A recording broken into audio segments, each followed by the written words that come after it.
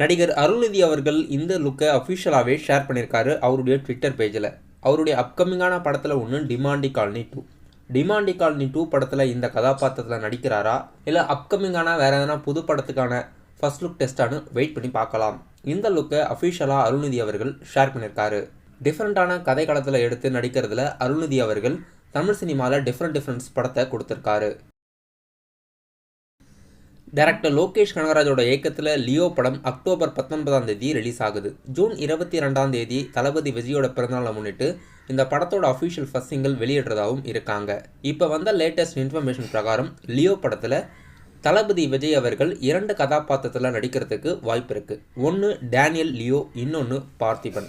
இந்த டிஃப்ரெண்ட்டான லுக்ஸில் ரீசெண்டாக வெளியாகிருக்கு. ஏற்கனவே ஷூட்டிங் ஸ்பாட் வீடியோ ஒன்று ரிலீஸ் பண்ணியிருக்காங்க. அதில் தளபதி விஜய் அவர்கள் ஒரு லுக் ஸ்டைலையும், இன்னொன்று இப்போ அஃபிஷியலாக ஃபர்ஸ்ட் சிங்கில் இருக்க விஜய் அவர்கள் டிஃப்ரெண்ட்டான லுக்கில் இருக்கார். இந்த 2 விஜயும் வெவ்வேறு விஜயா இல்லைனா ஒரே விஜயான்னு வெயிட் பண்ணி பார்க்கலாம்.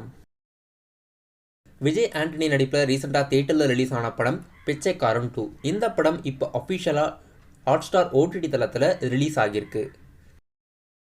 ஹாலிவுட் படமான எக்ஸ்ட்ராக்ஷன் 2 படம் ரீசெண்டாக OTTயில் டைரக்ட் OTT ரிலீஸாக நெட்ஃப்ளிக்ஸில் வெளியிட்டிருந்தாங்க. தமிழ் டப்புடு வெர்ஷன்ஸும் ரிலீஸ் ஆகியிருக்கு.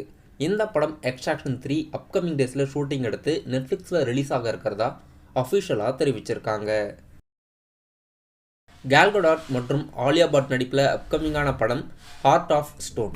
இந்த படம் அப்கமிங்காக ஆகஸ்ட் 11 நெட்ஃப்ளிக்ஸ் OTT தளத்தில் தமிழ், தெலுங்கு, ஹிந்தி மற்றும் இங்கிலீஷ் இந்த 4 லாங்குவேஜில் இந்தியாவில் OTT நெட்ஃப்ளிக்ஸில் ரிலீஸ் ஆக இருக்கிறதா இன்னைக்கு அறிவிச்சிருக்காங்க.